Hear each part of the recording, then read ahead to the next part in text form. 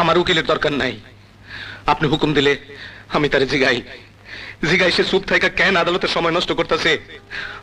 আমার হাতে সময় খুব কম হুজুর। হাসপাতালে আমার স্ত্রী মৃত্যুর সাথে লড়াই করতেছে।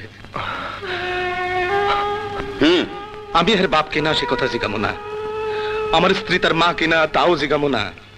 কার বুকের দুধ খায় সে মানুষ হইল, কার পিঠে চড়ে সে পাঠশালায় গেল, আমি কিছুই জিগামো না। কেমনে জিগাই? কোনদিন খোঁজ নিয়ে এসে দেখছে তারে শহরে রেখে লেখাপড়া করাইতে দুইটা মানুষ কতদিন না খায় থাকছে?